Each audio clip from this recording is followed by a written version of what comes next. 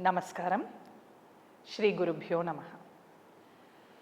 Yogena chittasya padena vacham malam sharirasya cha vaidyakena yopakarottam pravaram muninam patanjalim pranjaliranatosmi abahu purushakaram शङ्खचक्रासिधारिणं सहस्रशिरसं श्वेतं प्रणमामि पतञ्जलिं श्रीमते अनन्ताय नागराजाय नमो नमः श्रीकृष्णवागीशयतीश्वराभ्यां सम्प्राप्तचक्राङ्कणभाष्यसारम् श्रीनूत्नरङ्गेन्द्रयतौ समर्पितस्वं श्रीकृष्णमार्यं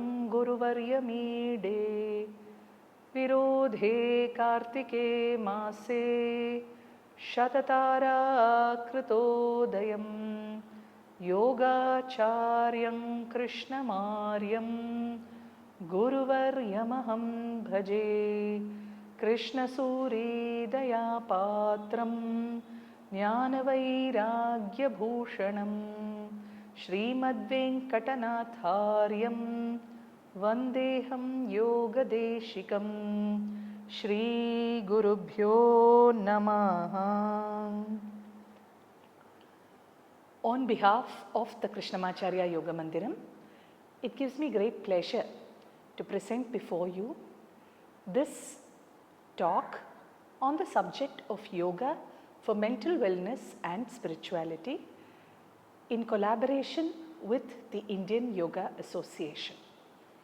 As you might be very well aware, the Indian Yoga Association is a self-regulatory body established with the vision of bringing together all the yoga paramparas across India and also as a means of facilitating the promotion of different lineages and the teachings of yoga through seminars, workshops and various other events as well, and also to support research activities and to catalyze accreditation and affiliation of yoga certification under the IYA banner. Coming up shortly is the 8th International Day of Yoga, being celebrated with great enthusiasm, not just in India, but at many venues across the world.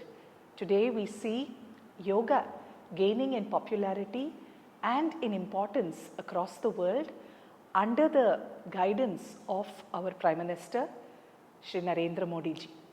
And this is something that is to be greatly welcomed, for it throws the spotlight on yoga, one of the ancient teachings on holistic wellness that comes from the Sanatana tradition.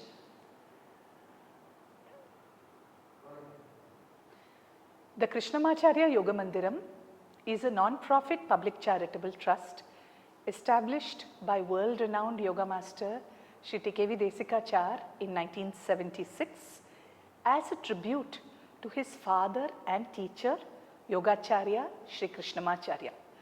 Shri Krishnamacharya, who lived to be over 100 years old, is considered by many to be the father of modern yoga, with many streams of yoga emerging from his under his umbrella. The hallmark of the Krishnamacharya Yoga Mandiram is its unique approach, one-on-one approach to individualized yoga therapy, where the principles of yoga are applied so that anyone who is in need or suffering from any ailment, physical, mental, emotional or any such thing, can practice yoga to his or her capacity under the direct guidance of a competent yoga therapist and derive benefits. While primarily a center for health, healing and wellness, the Krishnamacharya Yoga Mandiram is also very well known for its intensive yoga teacher training program, yoga therapist training program, as also training programs in healing chanting.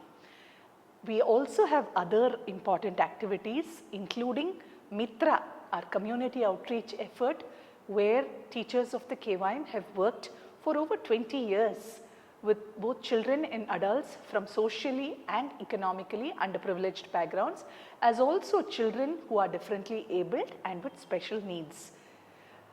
The KYM is fast heading towards its 50th year of existence and is recognized worldwide as a premier center for yoga studies and yoga therapy, and is also recognized as one of the lead yoga centers under the Yoga Certification Board, Ministry of Ayush, Government of India. I am very happy to be here representing this great institute and the teachers in whose path we follow. Coming to the topic for this lecture, yoga as a tool for mental well-being and spirituality. We must understand that yoga essentially is a sadhana which is spiritual at its core.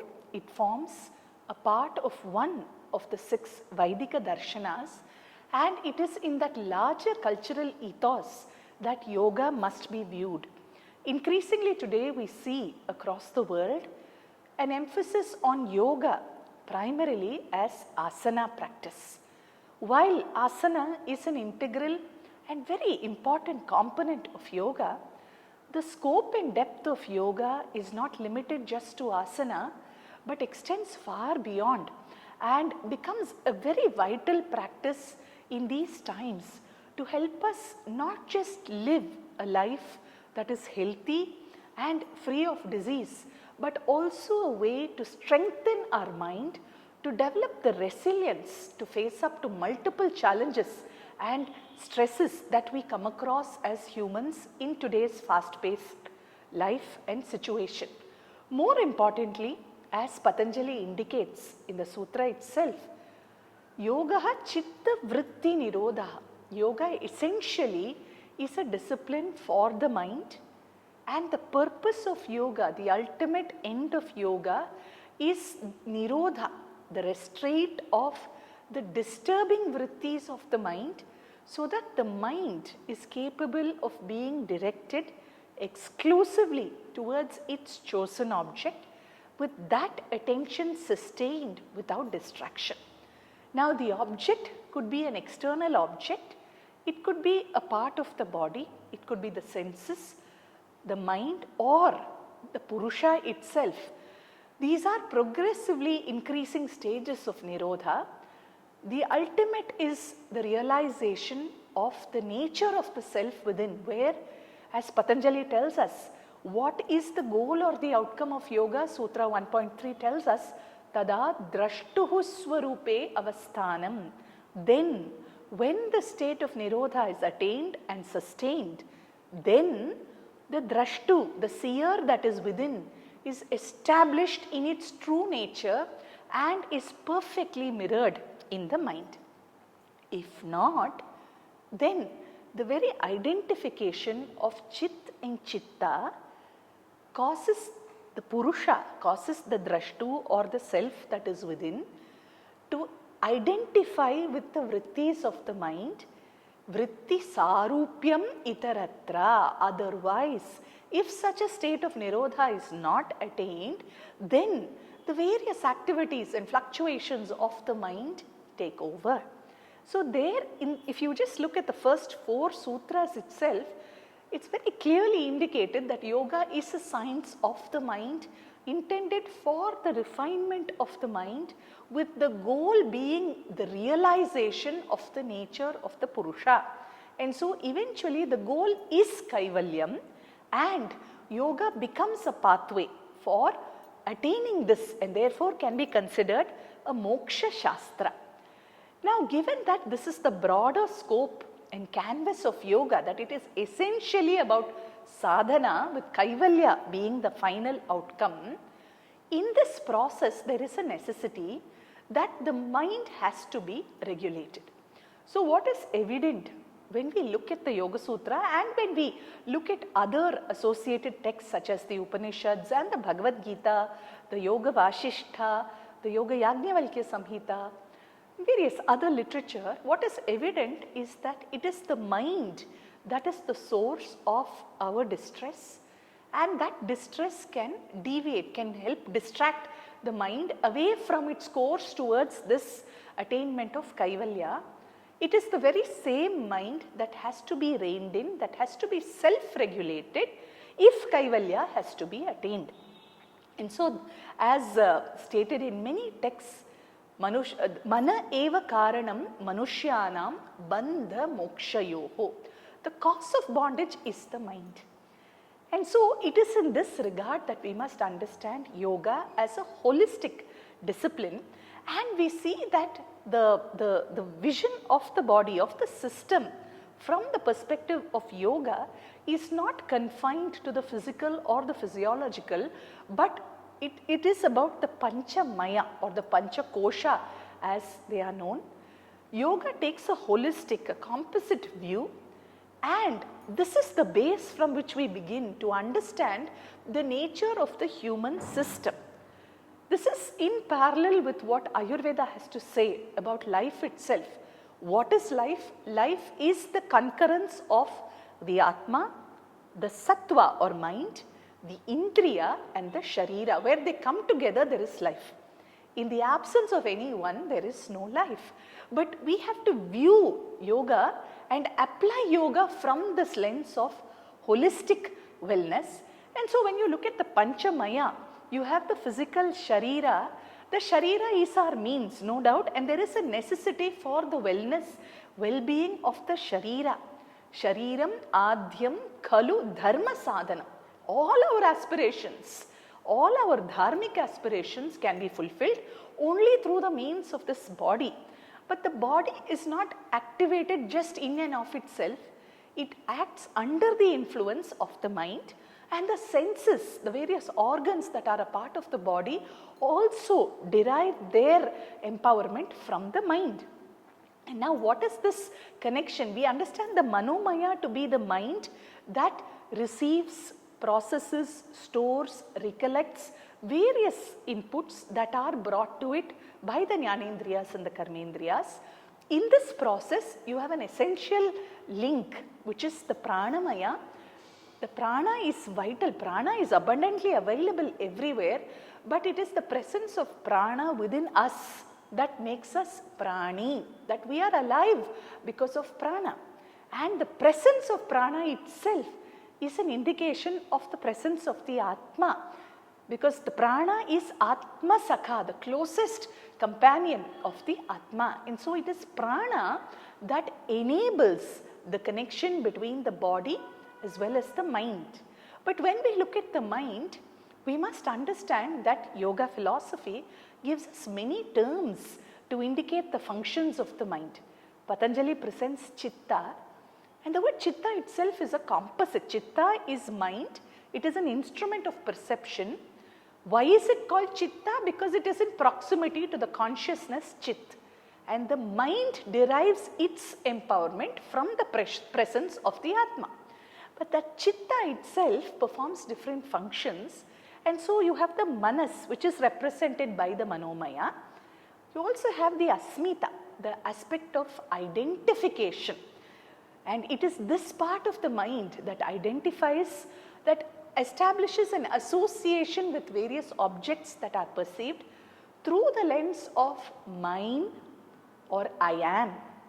And we also have the buddhi, which is determinate in function. It is that which decides, nishchayatmika buddhi, that which determines what is to be done or not to be done.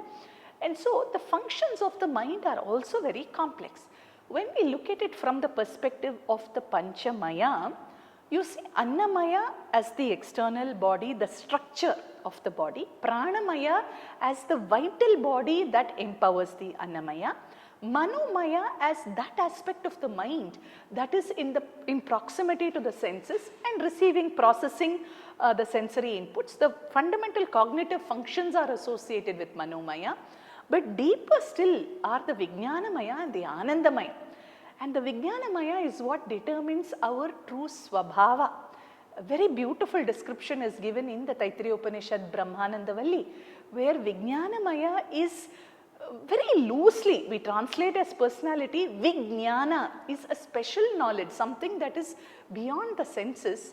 It is shaped by our past vasanas, the karmic vasanas that we bring with us shape the Vijnanamaya, as also our present experiences, and they create different personality types, because while at a physical, physiological level we might all be the same, at a Vijnanamaya level there are high degree of differences between every one of us as individuals in terms of our aptitudes, likes, dislikes, orientations, affiliations, why we choose to do what we do. All these choices are coming from the Vijnanamaya. The deepest aspect is the Anandamaya, our spiritual, emotional core, that which is most in proximity to the Atma, and yet therefore is capable of experiencing boundless Ananda from that silence of the inner journey, and yet that which can be greatly distressed by the lack of Ananda. And so you see that when we are looking at human wellness as a whole, the interventions have to address the Panchamaya, and therein lies the strength of yoga, because it is not merely asana, it is a composite. And Patanjali, in his incomparable genius, gives us this very beautiful pathway called the Yoga Ashtanga, where you have yama, niyama, asana, pranayama, pratyahara, dharana, dhyana, samadhi, eightfold path. Why?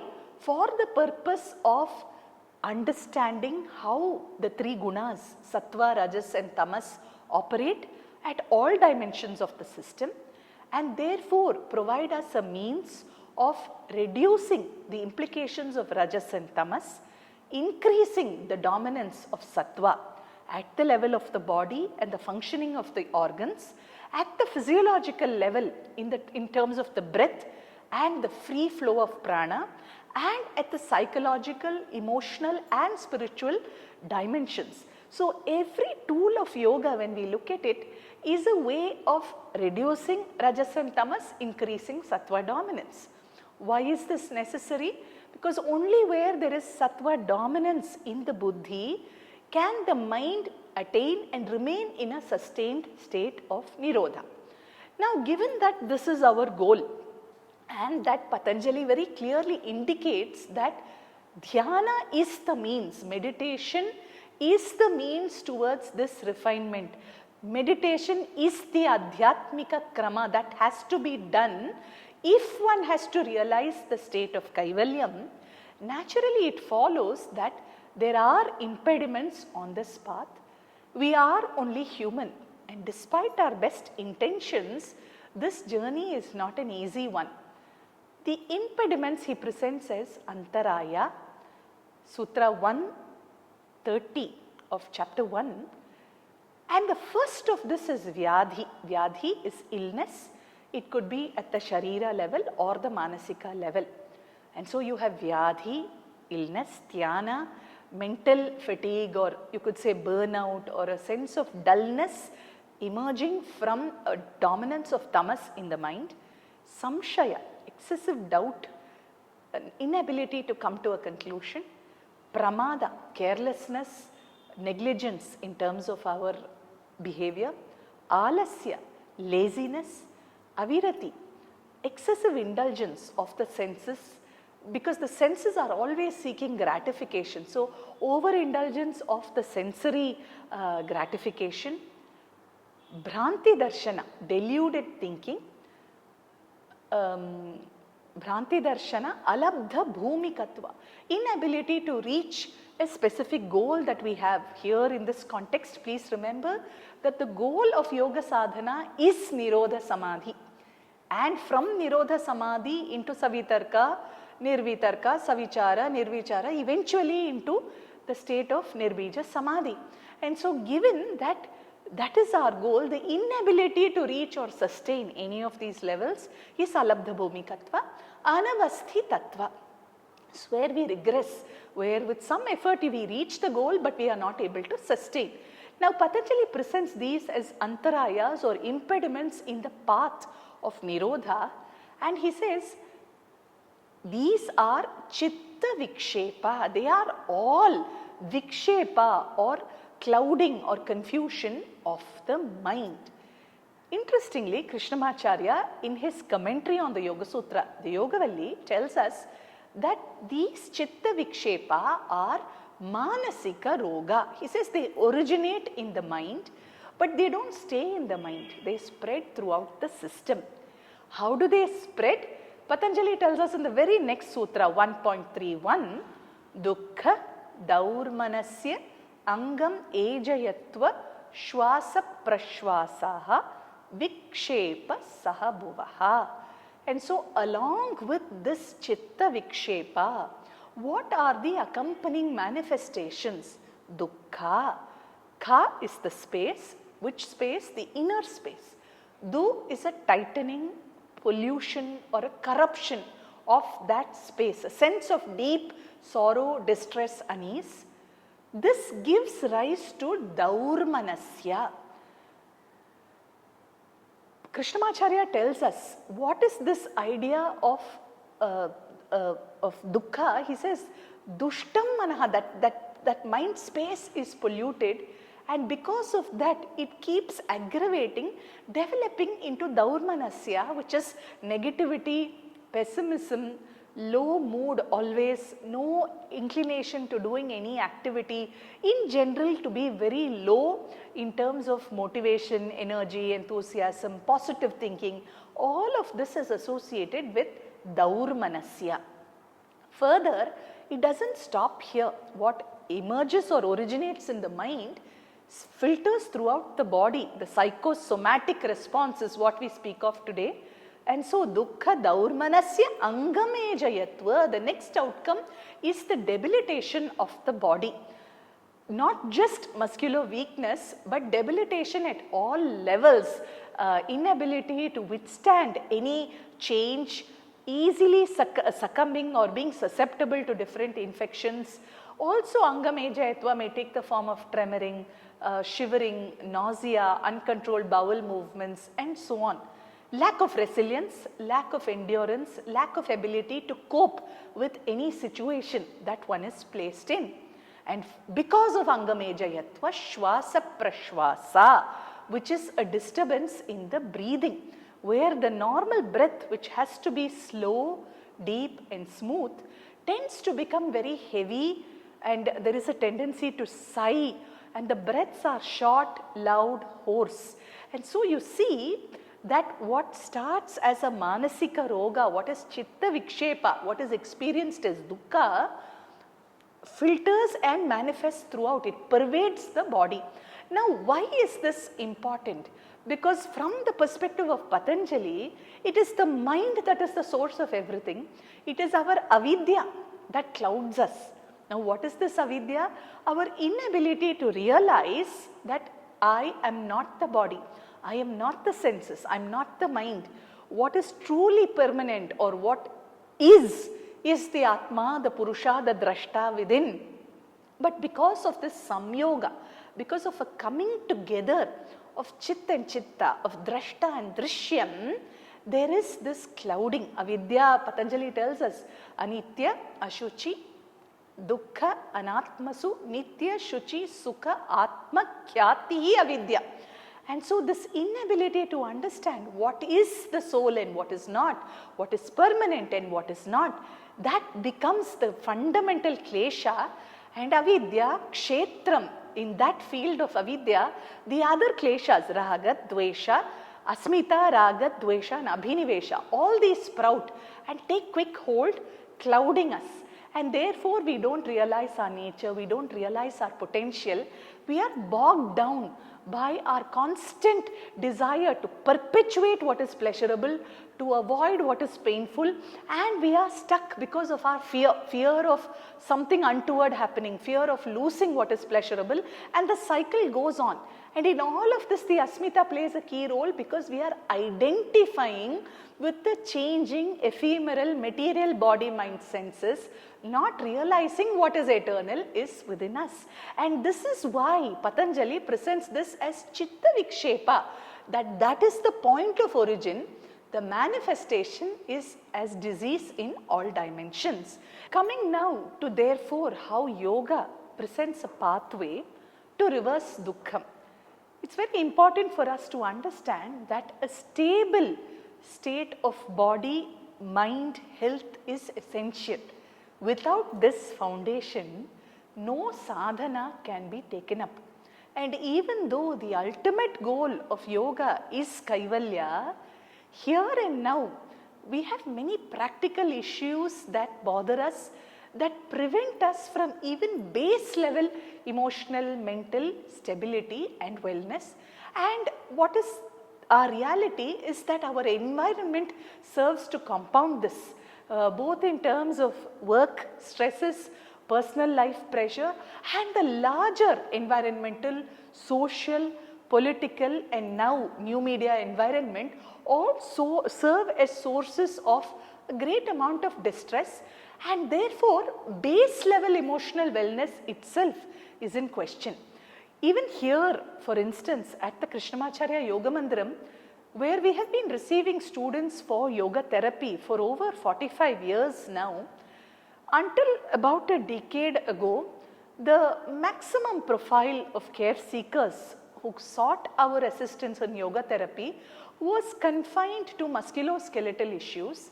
Over a period of time, we did start seeing a lot of people with hypertension, diabetes, acidity and other lifestyle related issues.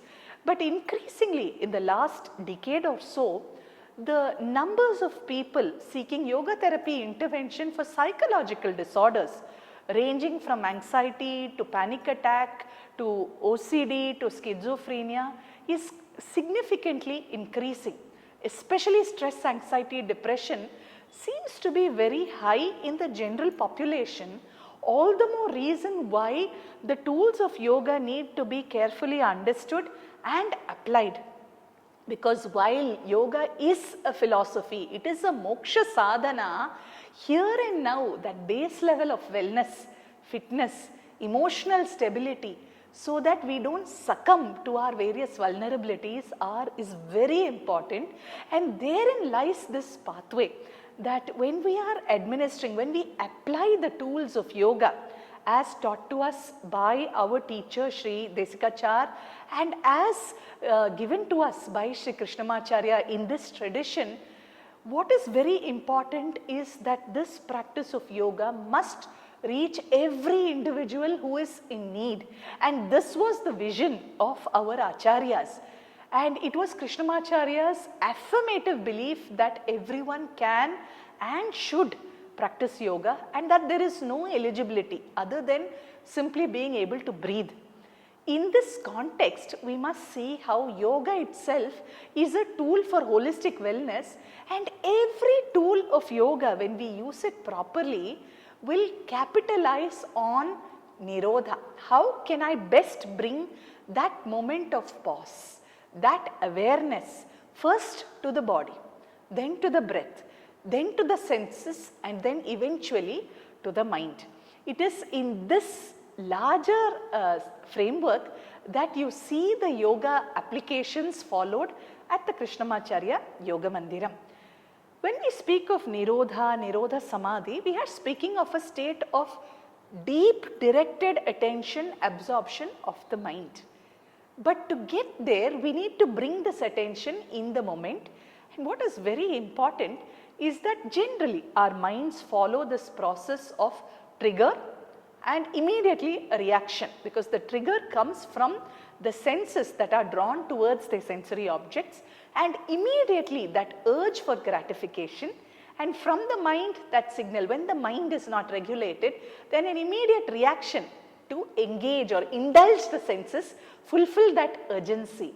Now what the various techniques of yoga, whether it's asana or pranayama or the use of simple finger movements such as Nyasam do, is alter that. We create a diversion, and in a sense in that trigger reaction cycle, these techniques are like you put a block or you drive a wedge in between, so you delay the gap between the trigger and the response.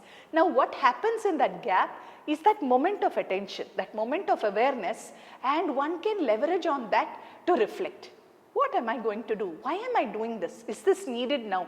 Can this be postponed? Is there another way of engaging in the same task? And so on. And so when we get that space for reflection, that can alter the choice that we make and also bring great clarity, not just to the choice, but also the path that lies ahead. Therein lies the strength of yoga philosophy applied to practice. And here in the tradition of the KYM, we follow the vyuham suggested by Patanjali in chapter 2. Heyam dukkham anagatam. The anagatam dukkham, what is yet to come, is to be anticipated and avoided. What has already come, one has to accept and develop the resilience to cope. But in order to address these problems, one understands the source, which is the mind, and we try to understand where this is coming from. What is operating at different dimensions at the Panchamaya? What are the kleshas that cloud the mind, that cause me to make this choice at this moment? Why do I relate in this manner to this person and in a different manner to some other person? What causes me to be angry? What causes me to be afraid? And so on. And so when we reflect, we understand the cause. From here, it is easy to set the goal, Hanam. Eventually, yes, the goal is Kaivalyam. But the short-term goals and the long-term goals are essential. What are they? Fundamentally, dukkha to be converted to sukha. We have to feel that sense of opening, wellness, ease.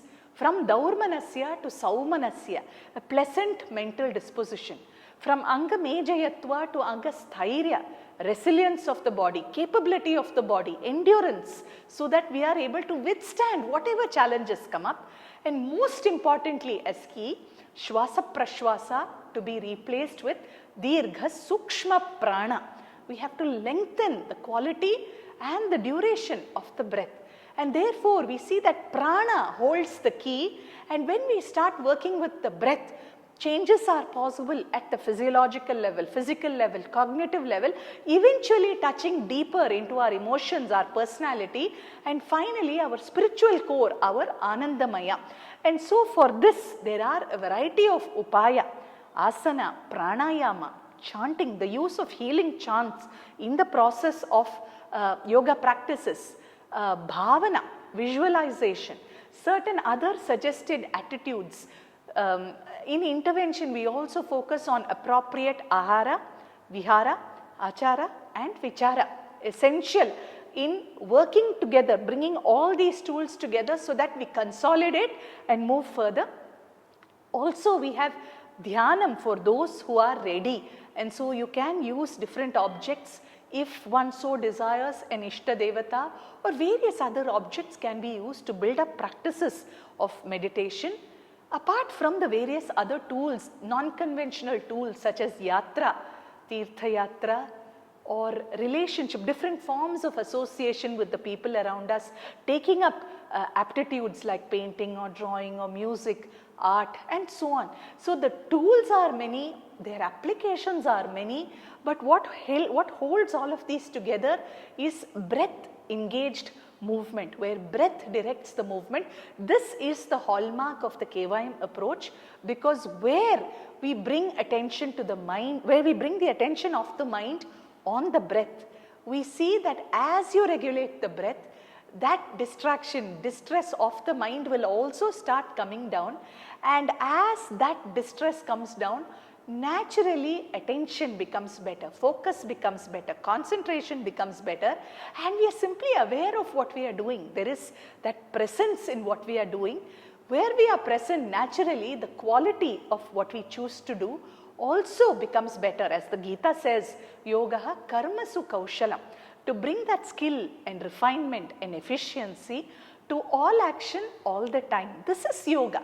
And so to be present, to engage mindfully, these are the outcomes which in the larger picture you will see lead us from not just physical well-being, but towards mental, cognitive, psychological, emotional, spiritual, and then eventually a sense of wellness in the larger perspective as well, as individuals that are living and acting in a larger universe. We see the connections between everything and we are able to respond appropriately understanding their relationship to us. So that relationship, that response comes not just from the sense driven mind, but from deep within the Anandamaya.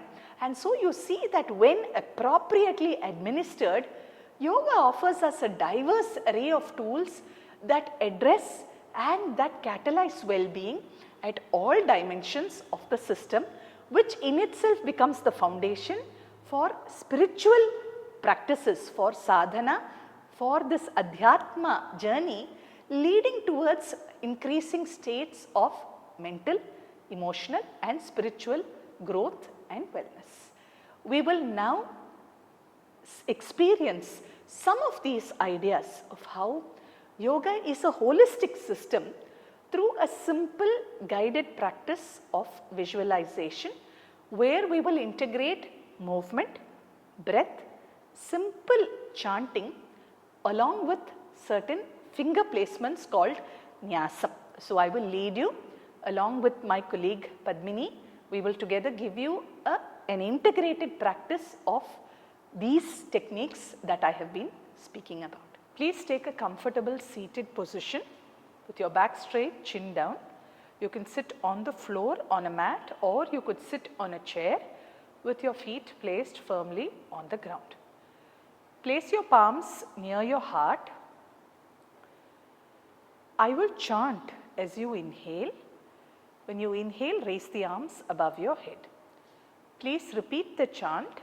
Lower the arms in a wide circle around you, bringing your palms back to your heart.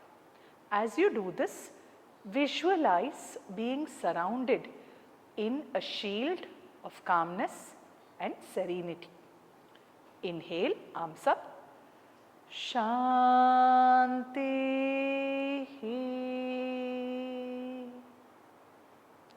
Shanti. The eyes may be closed. You can keep the focus on the visualization. Inhale. Shanti.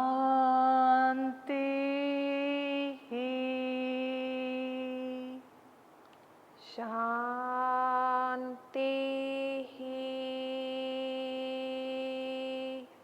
Inhale. Shanti.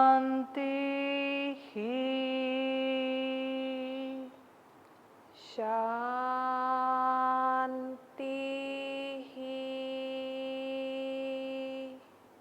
Inhale. Shanti.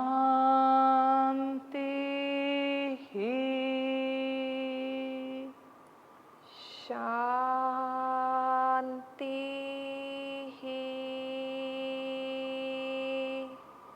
Inhale. Shanti.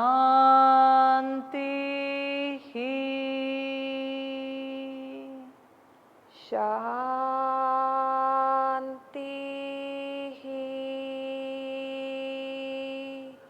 Now place the palms on your knees. You can keep the palms facing up, just let your fingers relax. We will work on the breath using the chant to lengthen the breath. I will chant as you inhale. Please repeat the chant as you exhale. As you chant, breathe out, and the length of the chant will keep increasing. Inhale. Shanti.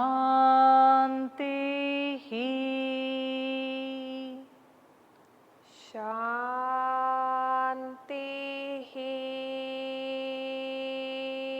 Inhale. Shanti.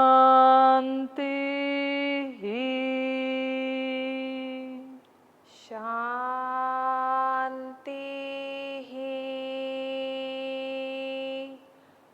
Inhale. Shanti.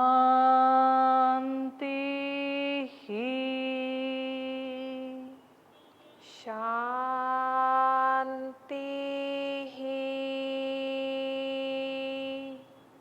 Inhale. Shanti. Shanti.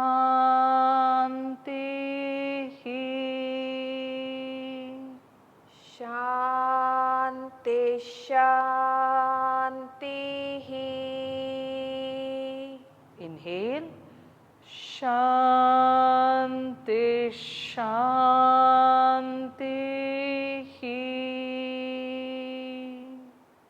Shanti, Shanti.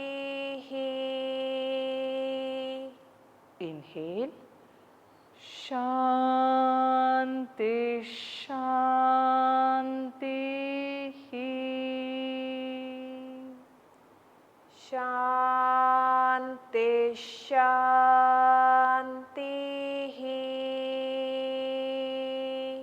Inhale. Shanti, Shanti, Shanti. Shanti, Shanti, Shanti. Inhale. Shanti, Shanti, Shanti. Shanti, Shanti, Shanti. Inhale. Shanti, Shanti, Shanti. Shanti, Shanti, Shanti. Now, in the same position, we will do Nyasam, where you place the thumb at the base of each finger. You start with the index finger. On the inhale, roll the thumb from the base to the tip of the finger. As you exhale, please chant, moving the thumb from the tip to the base of the finger. I will chant on the inhale. Please repeat the chant as you exhale. We will move the thumb first up and down the index finger, then the middle finger, the ring finger and the little finger. As you do this, just connect to the sensation of the thumb gliding up and down the finger. Connect also to the mantra itself. Just visualize this quality of Shantihi, of tranquility, spreading through your body as you do this. Place the thumb at the base of the index finger. Inhale. Shanti.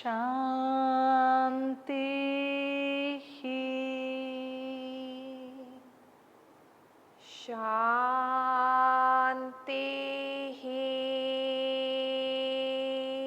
Middle finger. Shanti.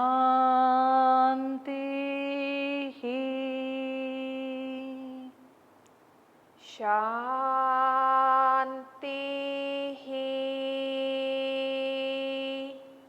Ring finger. Shanti.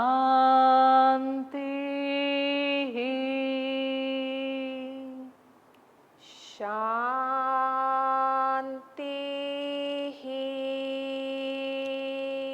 Little finger. Shanti.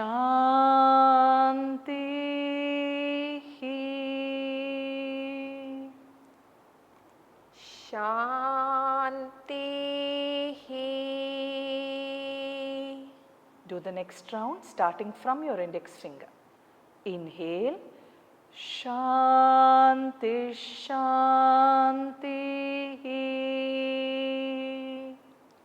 Shanti, Shanti.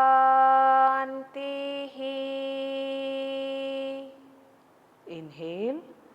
Shanti, Shanti. Shanti, Shanti.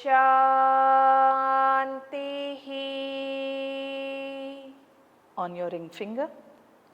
Shanti, Shanti. Shanti, Shanti. On the little finger now. Shanti, Shanti. Shanti, Shanti. We do one more round, starting again from the index finger. Inhale. Shanti, Shanti, Shanti. Shanti, Shanti, Shanti.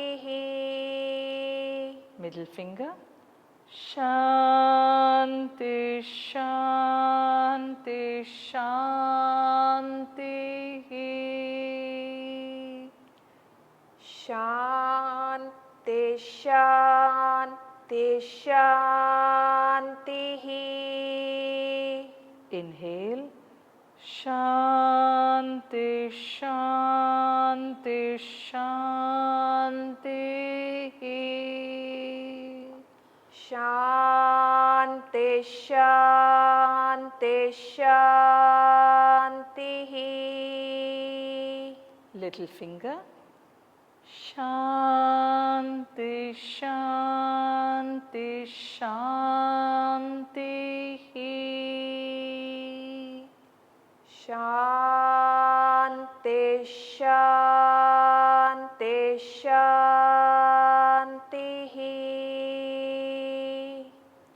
Now relax, keep the palms open. We will do the Nyasam, where you place the palms on the navel, chest, throat, forehead and top of the head. In each position, I will chant as you breathe in. Please repeat the chant as you breathe out. Visualize this quality of Shanti pervading your entire body from these positions that you touch. Feel that quality of Shanti spreading throughout the system, bringing healing and wellness. Palms on the navel. Place the palms on the navel. Inhale. Shanti.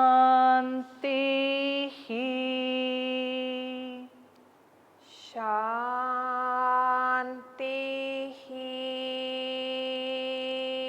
On the chest. Inhale. Shanti.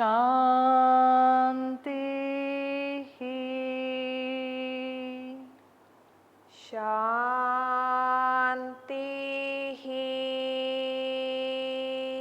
Throat.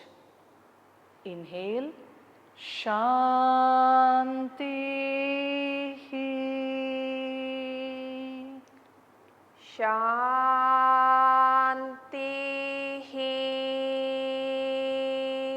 Forehead. Inhale. Shanti. Shanti.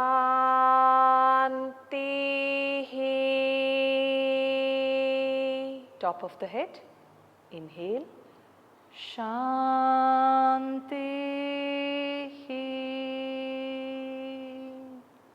Shanti.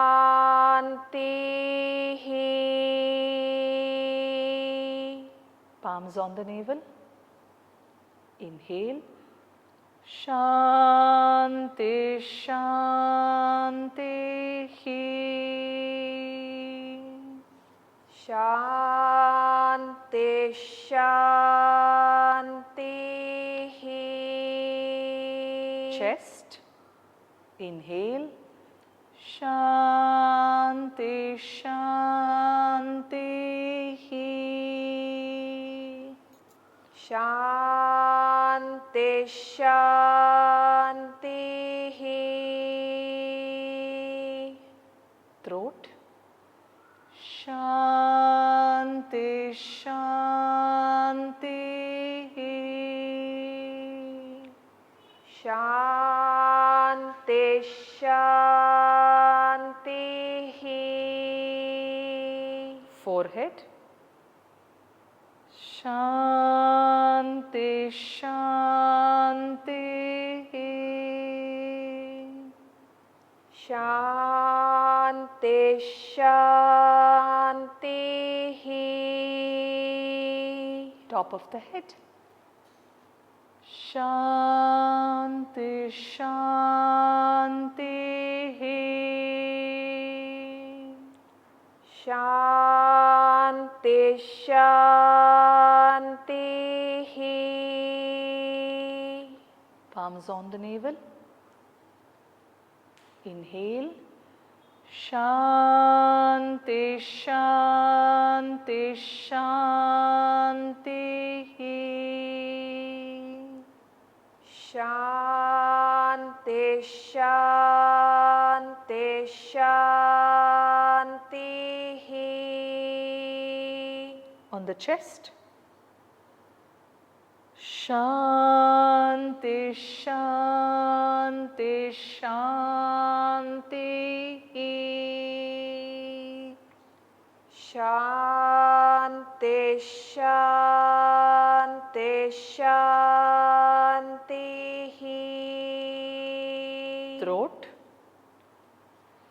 Shanti, Shanti, Shanti.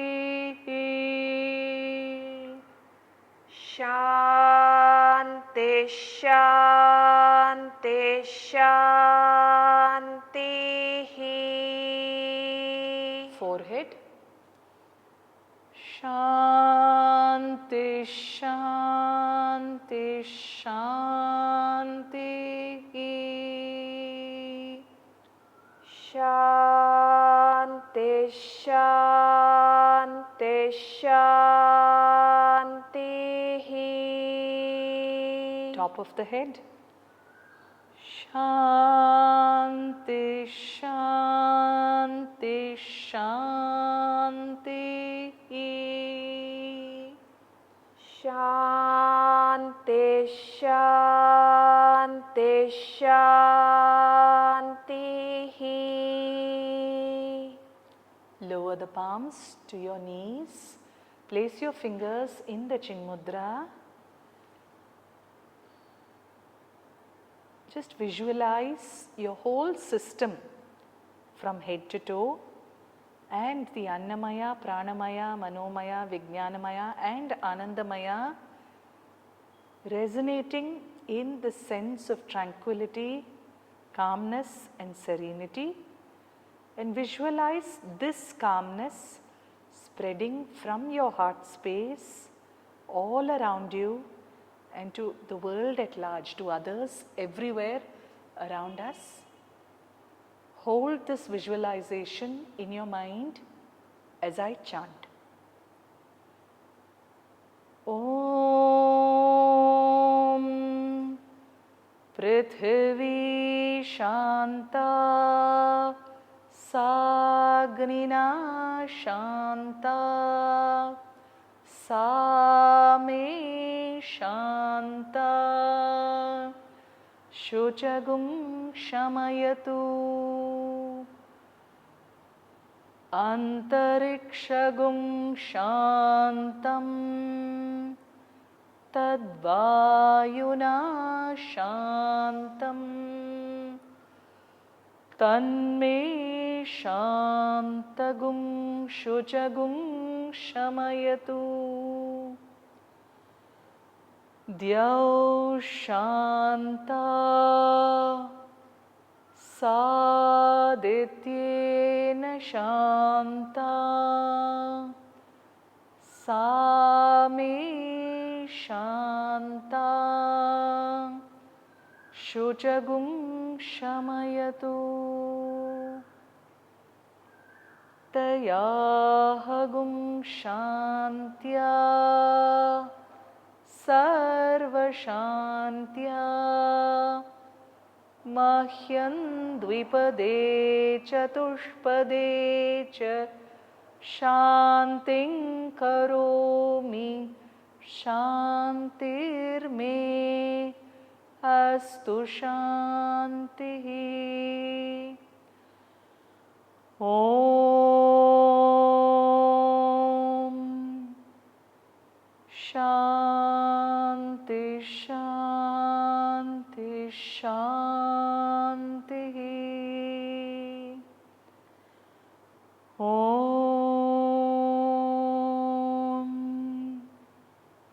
Shanti, Shanti, Shanti.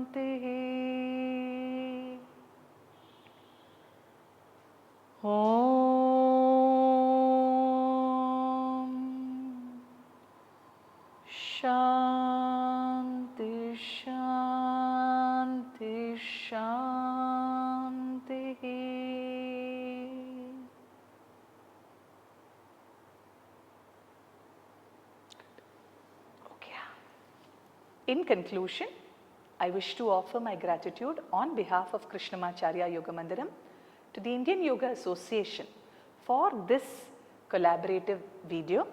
What is very important for us to remember is that yoga practice and yoga as a part of our lives is not something to be taken up just before or on International Day of Yoga, but has to be integrated as a part of our daily routine to be sustained. That practice, that abhyasa, the vairagya and shraddha are essential for the practices of yoga to catalyze this kind of holistic wellness and inner growth as well. Thank you so much for joining me and viewing this talk on this occasion. I close with a Shanti Mantra seeking the wellness of everyone.